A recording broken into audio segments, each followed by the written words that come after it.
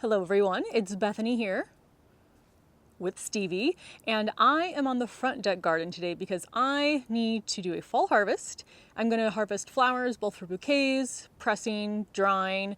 I need to harvest some radishes for sure. Whatever tomatoes and peppers are left, I might pull the pepper plants. I'm not sure yet. We're just going to be focused out here on the front deck today. So this front deck is where I have everything that I regularly harvest. So all of my fruit and veg and herbs. However, I do think next year, at least some herbs are going to go to the garage deck because that's where our kitchen is on that same floor. So that'll just be a lot easier.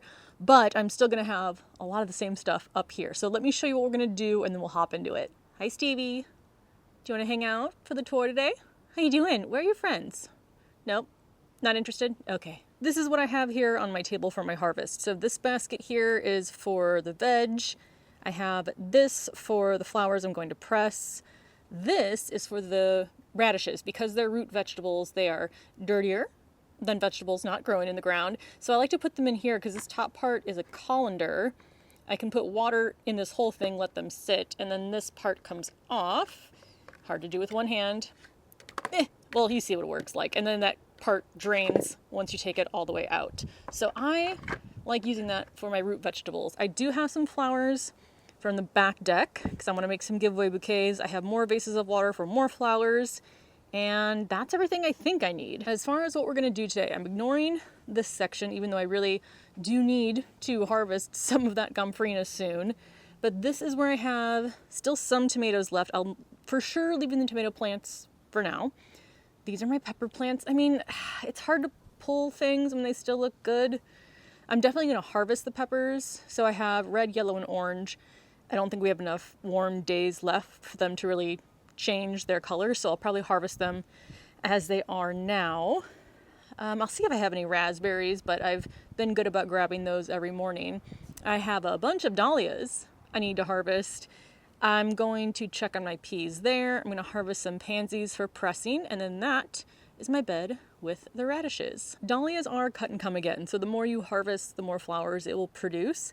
But the reason I haven't been harvesting as often as I should is because I just love the color of these flowers with the tree that is also starting to turn reddish orange in the background. Now, all of these dahlias were mislabeled. They were not what they were labeled when I planted them, so I don't know for sure the varieties, but they are the perfect fall color, and this is their second year in the garden. They overwintered in the garage last year. I'm also going to harvest my herbs at a later time. I don't know what it is this year, but I've just not been on top of the harvesting part as much as I feel like I should be, so I feel like I'm kind of always playing catch up. But we'll go ahead and get this fall harvest started.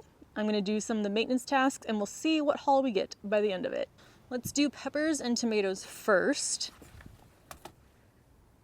Yeah, even some of these that are still small.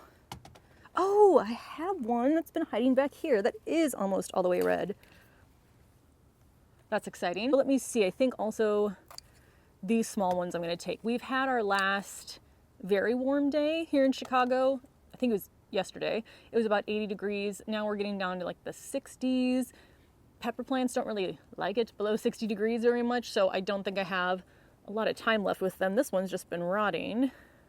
So I'm just going to toss that into that empty one. Let's see if there's any more hiding in here.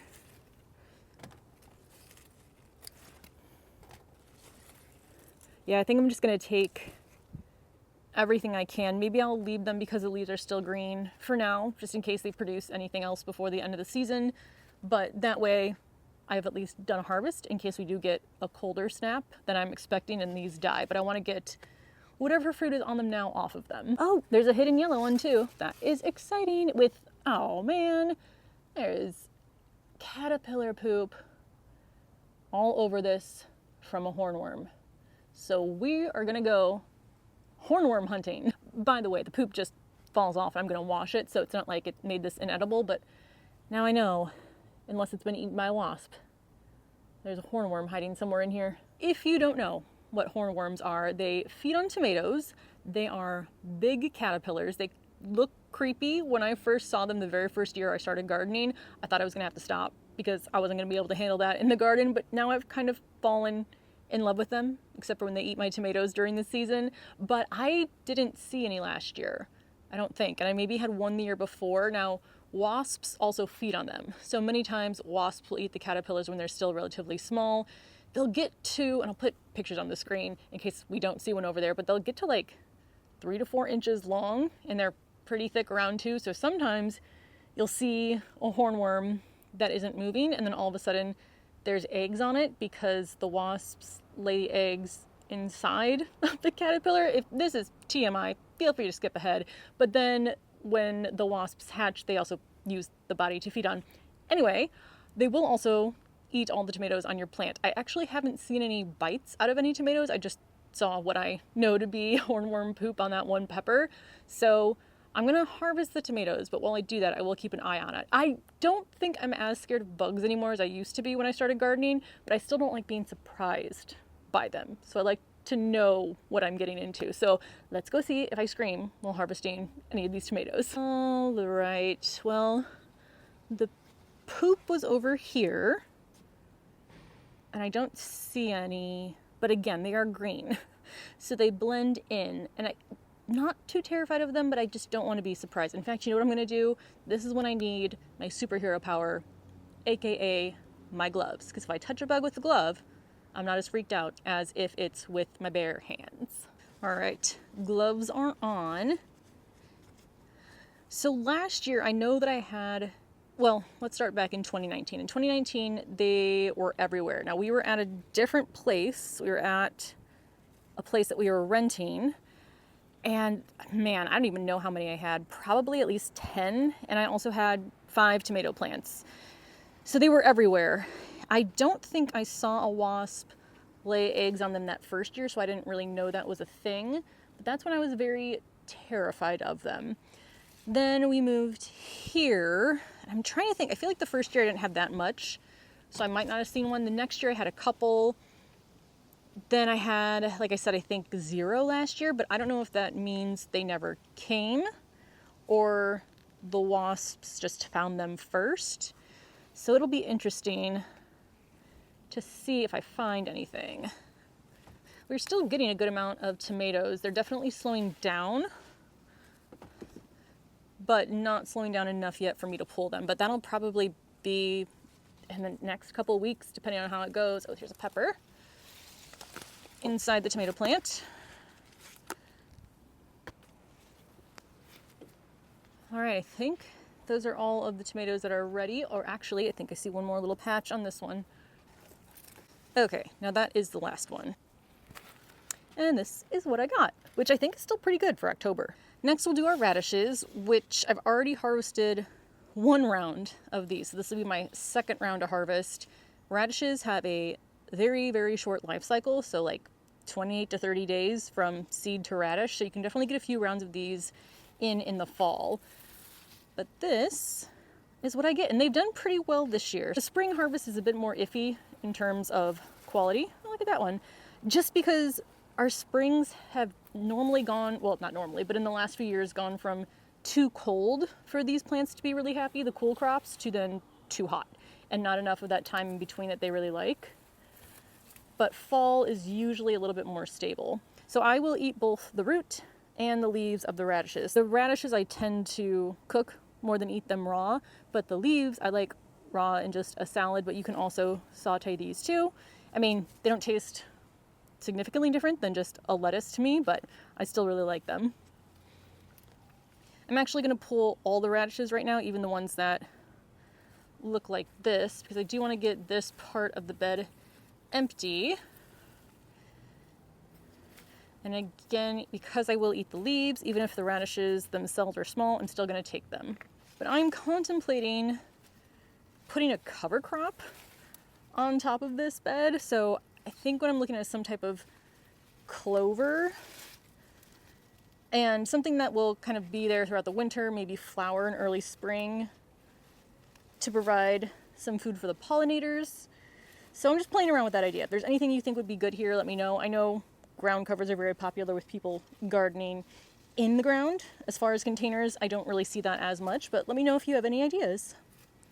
Pansies are also cut and come again, so you do want to continue harvesting on these flowers. So I'm taking them for the most part while they still look good. There's some that I haven't been staying on top of, but I want them now because I'm going to press them and use them in projects over the winter. So I want to press them when they look good. If there are some like this that are way beyond where I'd want to press, I just drop it in the ground. I'm a big fan of the chop and drop in my container garden. Been doing it since 2020.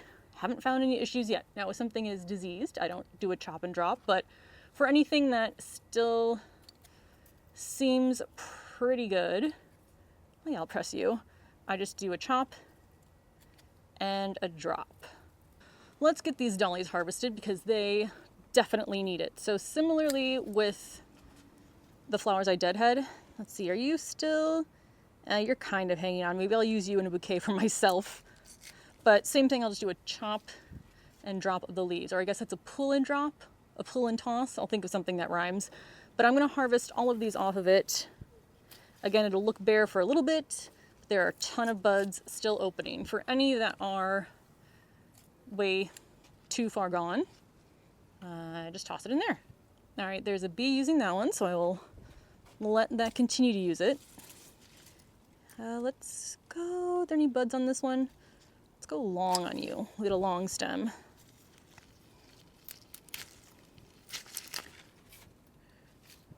See if this is still in use. It is not, so you are coming with me. Now this bed, well, dahlia specifically, is interesting because the top of the dahlia died, but now there's these random shoots coming out. This one's coming out from the ground a little bit over the side and curving down, but it's flowering. So if it's flowering, I'm gonna let it grow whichever direction it wants to.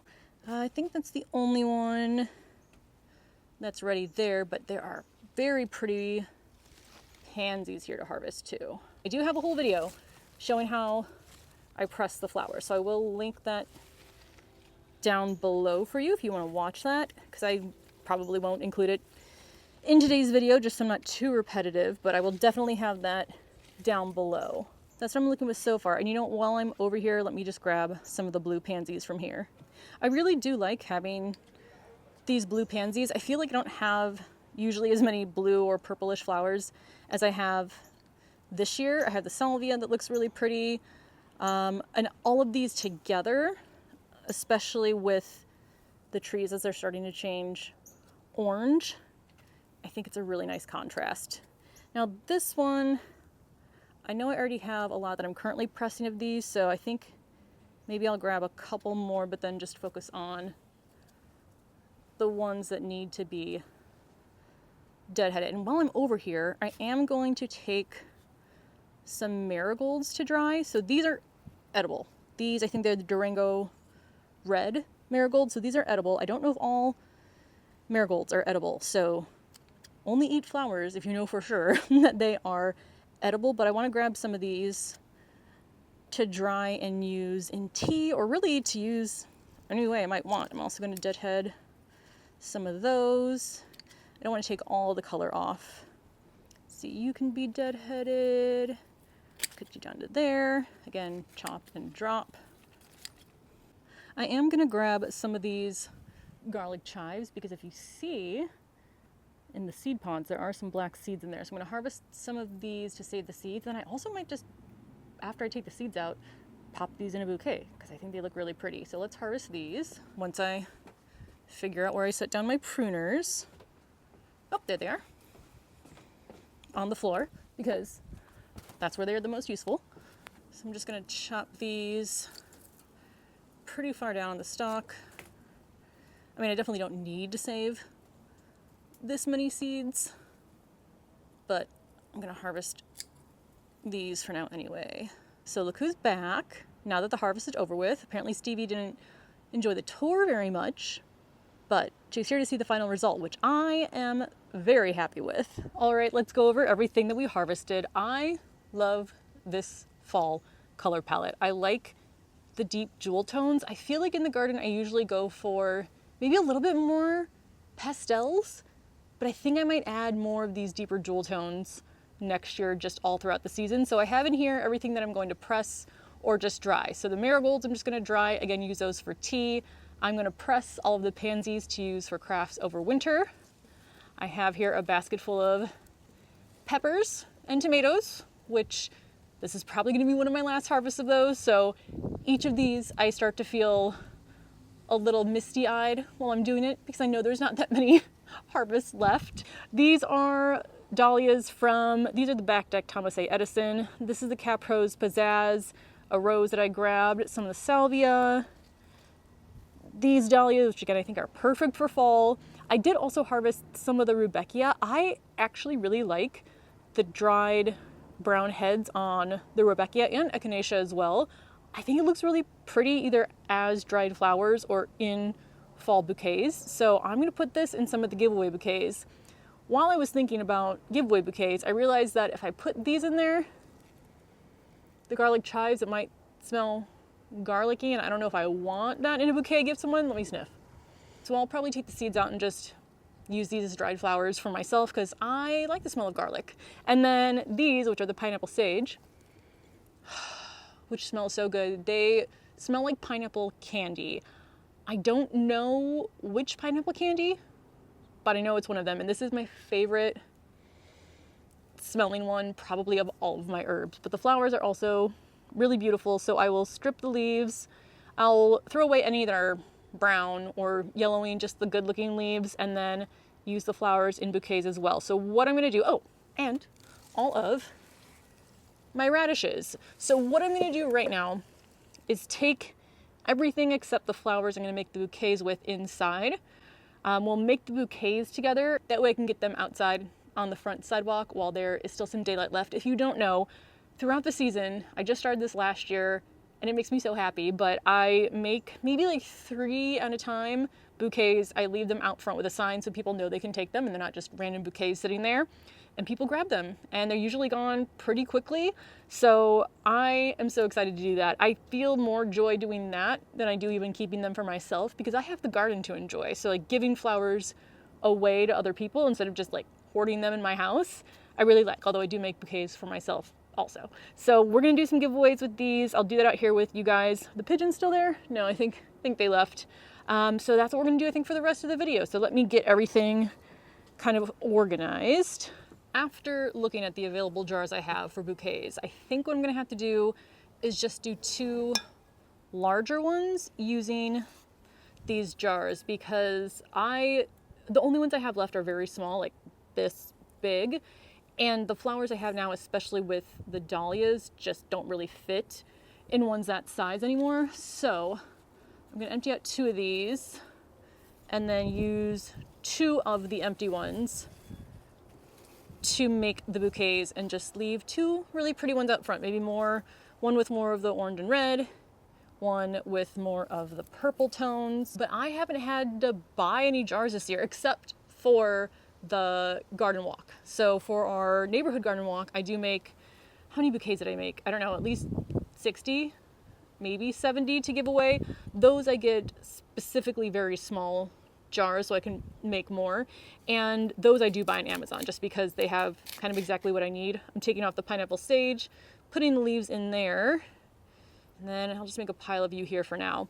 But other than that, I didn't have to buy any jars. So I had a lot of donations from a lot of different people. I've been saving jars like crazy just over the winter. So I'm gonna plan to do that same thing again. But I'm so happy that I got this far into the season and haven't bought any jars. I'm not going to. Okay, I got this bowl for the leaves and I'm realizing I need a larger bowl. 1 second. Okay, pineapple sage leaves are going in the bottom of the colander that I had the radishes in. So these, because I'm stripping them off the stems, usually what I do is I would just tie these stems upside down with the leaves on it to dry. So these I'm just gonna lay out maybe on like a piece of paper towel or something and let them dry individually. And that should work out fine. So let's give you a sniff, move you over here. Now I think I want all of these to go in the same jar. Again, I feel like I always have to give the disclaimer that I am not a florist. I don't know the best ways to make really beautiful bouquets. I'm just doing my best, and so far people seem happy enough. I think I also want some of the rudbeckia in there. Oh, this is going to be really pretty. I'm excited for this one. Let's see. Do I want all of the rudbeckia in here? I think I do. That way all the little pops of yellow will be in this one bouquet. Now I'll put in here all of the dahlias that are either the orange or red color. See if I can tuck you in down there. Put you in here. I never thought, so I was kind of disappointed when these two dahlias ended up not being the ones I wanted, because the ones I wanted were a light pink and a light purple, but these are just perfect for fall. They complement, like I said, the backdrop with the leaves so well. I just feel like it was a happy accident that I ended up getting these colors in the garden.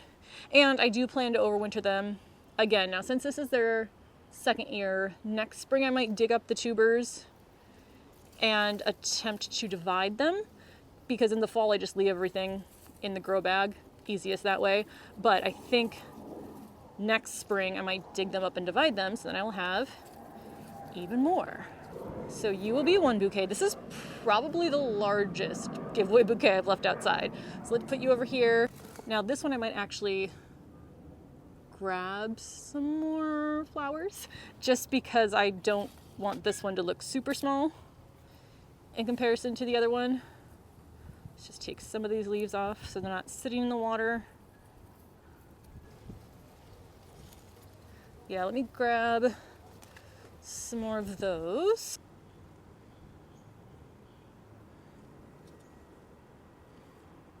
I wish I had more roses, but this is the only one that has bloomed in the last month, maybe. So I don't know if I'm going to get any more the rest of the season or not, but they are really beautiful. I love that pink color. Let's see if I want to trim you. I probably want to trim you a little bit. We'll put you near what I would make the front. I think that's pretty. All right, now for the dahlias. I don't think any of these dahlias have really long stems. I wish they did so I could get a little more height in here, but this should be fine. I love when I come up, oh hey, some gomphrena. I love when I come up with two bouquets that are so different, because I'm always intrigued by which one would get taken. I know for me, I would probably take this one, just because I love the colors on it. But I'm often surprised by which ones go first and which ones are left over. You know, well, the gomphrina's here. Maybe I'll grab a few more of it as well. There's a fun little pop of color. I like that. There we go. I think the gomphrena adds a little bit more of that height that I think I was missing. Yeah, I would 100% grab this one if it were me. I do think I have one more dahlia because I feel like I want just one more flower in that other one. And then I swear I'm going to stop fussing. I just feel like right here felt kind of empty. There we go. Oh, those are really pretty. All right, so that's everything for this fall garden harvest. Again, that's what I got from 18 by 19 square feet. And it's not like all of that square footage is a garden, or else I would have nowhere to walk. But I think I fit a good amount up here. Now, I don't know how many harvests I have left. A lot of what's gonna happen the rest of the season is pulling plants. Some I will be leaving over the winter. I need to harvest my herbs, pull my veggies, store a lot of my plants. I need to store my dahlias. I need to collect seeds. So it's going to be a lot of wrapping up the season tasks, which make me kind of sad because I do love my garden so much. But then you immediately start planning for next year's garden, which I already have been. So let me know if you have any questions, and I will see you in the next video. Bye.